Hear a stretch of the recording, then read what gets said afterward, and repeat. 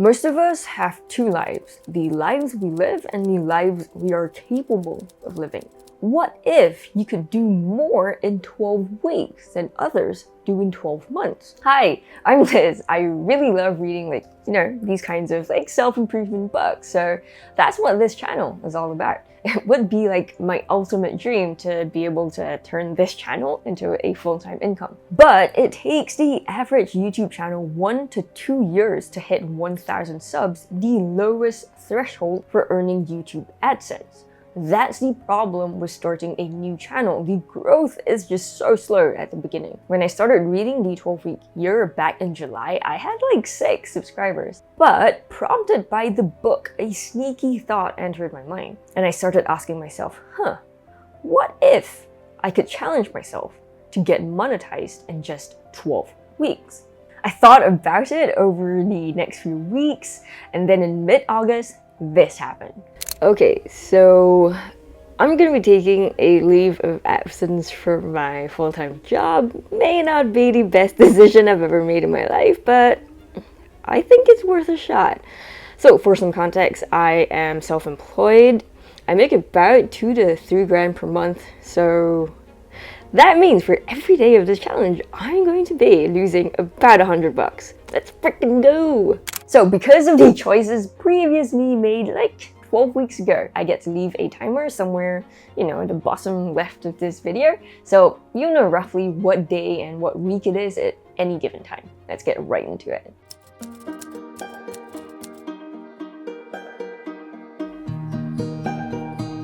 So my crazy goal over the next 12 weeks is to hit 1,000 subs, which is more than 4 times faster than an average YouTube channel. To achieve that goal, instead of scripting 1 video a week, I'm going to amp that up to 3 videos a week. Also, I'm not 100% happy with the way my videos look. It's way too wordy, so I signed up for a course to learn from a graphic designer called Janice. And to improve my scripts, I found 2 script writers on YouTube that I'll be following and learning from as well. This is me identifying what Brian and Mike say are the top few tactics that will drive the majority of the results.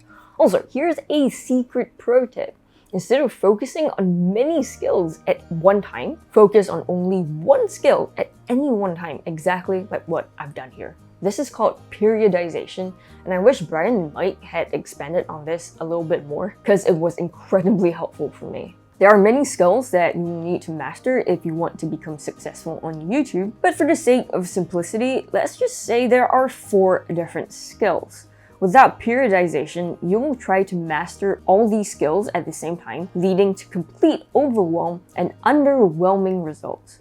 But with periodization, I chose only 2 skills to focus on: graphic design and script writing. And then I worked on them one at a time, not even both together. This led to me learning a lot without being overwhelmed. I really have to thank Tim Hill for bringing this to my attention so that I could apply it. Honestly, without him, I would have completely overlooked the teeny tiny couple of paragraphs that explored this concept in the book.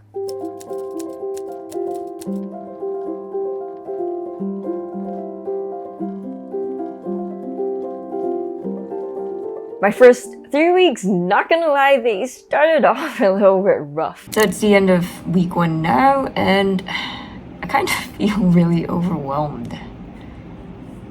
I don't know, man, it takes 10 hours to read an entire book, another 10 hours to script a video, excluding filming. It's 20 plus hours just for a single video. I need to do 3 per week. I don't know, man. Sorry about the cat bad hair day. At the end of my second week, this is roughly what my weekly execution score looked like. It'll burn your eyes because of how bad it is. Look at that, week 1 and week 2, not even 50%. Briefly, here's how to calculate your weekly score. First, write down all your specific measurable tactics. I've got 4 of them here. Then at the end of each week, simply put a tick for those you completed successfully and an X for those that you didn't manage to complete. After that, take your number of completed tactics divided by the total number of tactics multiplied by 100 to give you your percentage scoring for the week. Where most people fail and drop out of the 12-week year is after the first 2 bad weeks in a row. And this was exactly what I thought as well. Like, holy shit, I'm a failure. By then, I kind of remembered that at the end of my second week, I was already like $1,500 in a hole. So the least I could do was to give this a fair shot. So I tried to do what Brian and Mike recommended, to aim for like incremental improvements each week despite the previous disappointing weeks. And thank God I didn't give up, because in week 3, I saw my incremental improvement. Boom.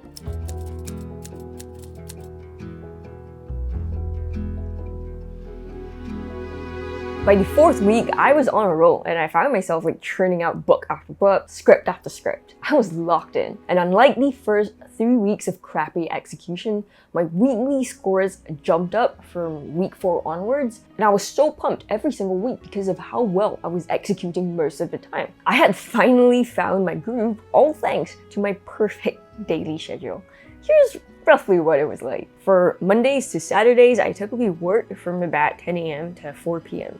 These are what Brian and Mike call strategic blocks, and I just call them like deep work blocks where I do all my scripting and writing. After I have my lunch, my brain usually stops working, so I slot in some buffer blocks for less draining tasks. For me, that's reading and learning.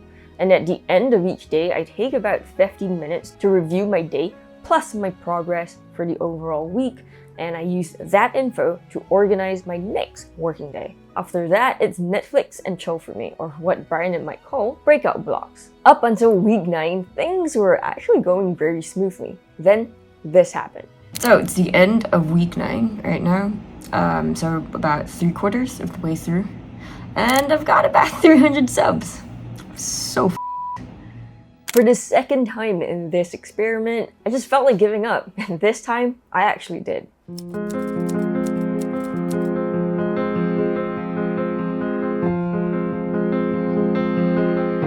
I started week 10 feeling sorry for myself, and I spent a few days like sleeping in, reading manga, watching K-dramas, but at the end of my week 10, my weekly score at an all-time low, something magical happened. After 2.5 months of very, very slow growth, my 30-day slow productivity challenge video popped off, and I was getting dozens of subscribers every single day. So instead of throwing in the towel, I got back up, deleted Netflix off my phone for the last 2 weeks of my 12-week year, and I got back to work. 2 weeks, 6 books, and another 30,000 words later, here are my final results along with a shocking realization. Now, if you sum up all of my 12 weeks and divide that by 12 weeks, that will give me an overall execution score of slightly more than 80%. Not half bad despite all my crappy weeks. But what about my results? Not even 70%. Brian and Mike say that as long as you execute your tactics, your overall goals will come, but mine didn't. That's when I realized, to my horror, that I had learned YouTube wrong this whole time. In terms of importance when it comes to YouTube, it's ideation first, then titles and thumbnails, then script writing, then editing.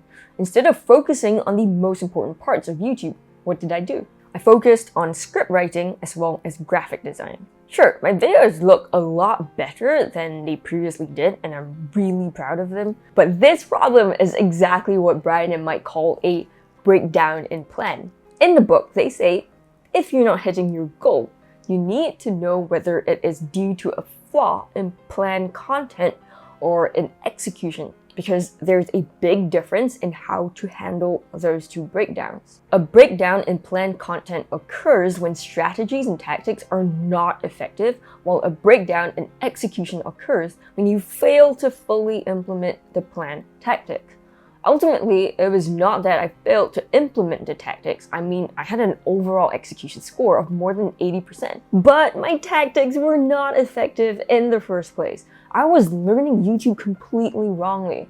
Had I focused instead on different tactics, the results would have likely been way different. But even though my tactics were wrong, I still managed to learn so much. I managed to grow from less than 10 subs to almost 700 subs. Which is still way faster than the average channel, and I even picked up a few amazing viewers along the way. You guys know who you are. And all my mistakes in my first 12-week year will make my next 12 weeks 10 times better.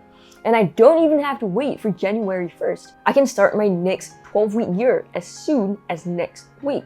That's the ultimate beauty of the 12-week year. But that's up to you. If you want me to do like a second public 12-week year, please like this video. If I get like, I don't know, 2,000 likes or something, I'll definitely get a second one done by 2025. And for the best possible summary of the 12-week year, check out this video on the screen right here, and I'll see you in that one.